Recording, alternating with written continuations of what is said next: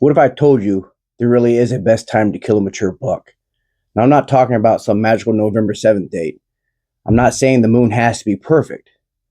I'm definitely not saying you need to sit at home waiting for the barometer to hit some certain number or the weather someplace, some way.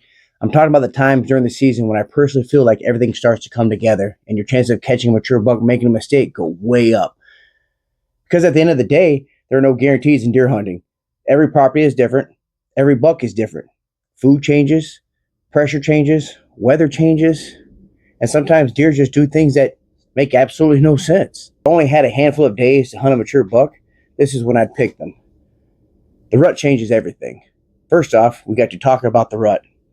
Because once those bucks really start thinking about does, everything changes. A mature buck that has been almost completely nocturnal can suddenly start showing up during daylight. The buck you've been getting on camera at midnight shows up at 9 in the morning or 11 or 2 in the afternoon. We ask ourselves why. Because now he has a reason to move. He's checking bedding areas, he's checking doe groups, he's working scrapes, he's cruising transition lines. He's trying to find that next doe. And to me, that's when a mature buck becomes very, very vulnerable. Most of the season, that older buck is pretty good at staying alive. He knows where people walk, he knows where the pressure is, he knows where the feel or where he feels safe. But during the rut, sometimes that desire to find doe makes him sometimes normally wouldn't do. He wouldn't do things he normally wouldn't do. And that's the mistake I'm waiting on. Now, don't overlook the pre-rut. Now, here's something I think a lot of hunters overlook. Everybody talks about pre-rut or the peak rut, or everybody wants to hunt when deer are chasing everywhere. And don't get me wrong, that could be an awesome time. But I really like that period right before things completely break loose, late October. Those first few days of November, that's when I start paying really close attention. To start seeing fresh scrapes popping up, rub lines start getting hammered, bucks stop chasing does, bedding areas, they start checking bedding areas, going downwind, all that. You might start seeing a buck that has been quiet all year suddenly showing up in places you haven't seen him before. And that's what I'm talking about. That's what I'm looking for. I don't necessarily want to wait until a mature buck finds a doe and stays with her. I want him while he's still searching, because a searching buck is a moving buck, and a moving buck gives me a chance. So this time of year, I'm looking at those funnels. I'm looking at transition lines, creek crossings, pinch points, anywhere that connects one bedding area to another. Especially doe bedding. If I can get between where those doe are bedding and where that buck wants to check them, now I feel like I've got something. When I really like to be in the woods, if you're asking me to pick my favorite stretch of the season here in Ohio and around the Midwest, I really like that last week of October into roughly the first 10 days of November. That doesn't mean you can't kill a giant in September. You can. It doesn't mean you can't kill one late season. You absolutely can. But if you tell me or ask me I can only take a week off of work to chase a mature buck, I'm probably picking somewhere in the late October to early November window. Because now I've got bucks searching. I've got scrapes opening up. I've got more movement around doe bedding. And I've got a chance of seeing a buck during daylight I got a chance of seeing a buck during daylight that normally doesn't give me that opportunity. That's what I want. Wait for perfect weather. Now, this is another one that hunters get caught up in. They get caught up in a lot of these things, the weather. And listen, I love a cold front just like everybody else. It's been warm for 3 days, and suddenly the temperature drops 20 degrees, 30 degrees, 15 degrees. Yeah, I want to be in the woods. But I'm not sitting at home during the rut because the temperature isn't exactly what I want or doesn't fit some kind of parameter that I need. Because that buck doesn't stop wanting to find does just because it's a little warmer outside. So for me, weather can make a good day better. But I'm not letting it stop me from hunting during what I believe is the best part of the season. If it's November 5th and it's warmer than I'd like, I'm still going hunting. Because you can't kill them from the couch. We all know that. If I got good sign, fresh activity, and I know bucks are cruising that area, I want to be in there. Hunting pressure can change everything. Now, this might be one of the biggest factors of all, especially on public ground. Pressure. You can pick the perfect day. You can pick the perfect wind. You can have a mature buck in the area. But if everybody in the county has been walking through the same piece of woods, that buck is probably going to be adjusting.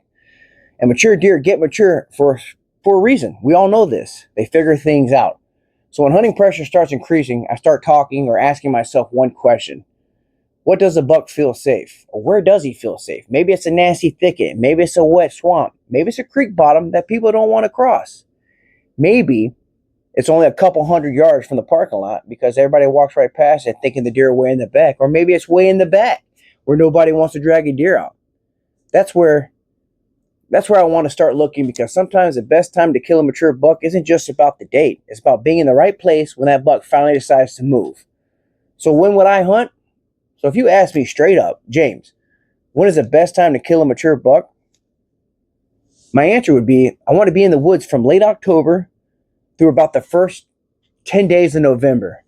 I'm hunting the mornings, I'm hunting the evenings, and when I know the rut is really getting going, I'm willing to stay in that tree all day.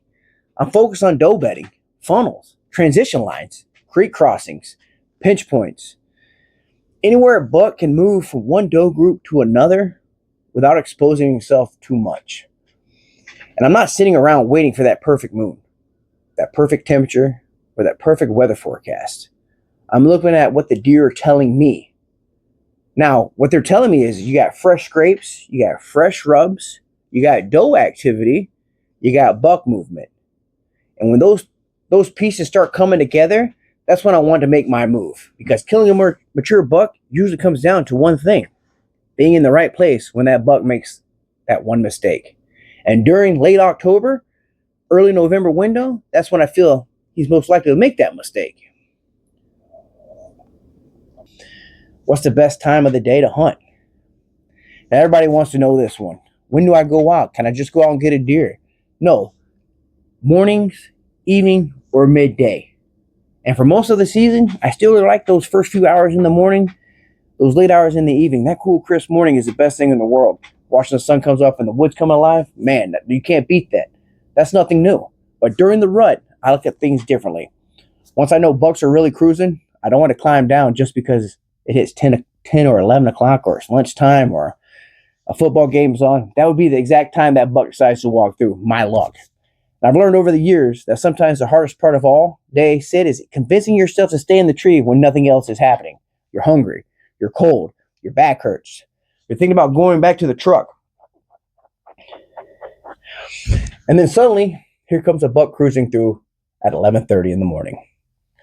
That's why during that prime rut window, if I had the time, I'm staying. I'm bringing food. I'm bringing water. I'm getting comfortable. I'm coming prepared to stay for that day. Because I don't want to be walking back to the truck at that exact time that mature buck decides to make his move. Again, remember, if you enjoy this type of content, the free information we're putting out, hit that subscribe button below. It really helps support the channel and allows me to keep creating more content for you guys. If there's something you want us to talk about, a question you have, or a video you'd like to see, drop it in the comments below. I'll read the comments, and I'll get back to you. The 2026 deer season is right around the corner, and we've got a lot coming this fall. Our next big goal is 1,000 subscribers. So if you're enjoying Chasing Fall Productions, help us get there. Until next time, hunt hard, stay humble, and be grateful for the journey. 2026 hunting season. Let's go.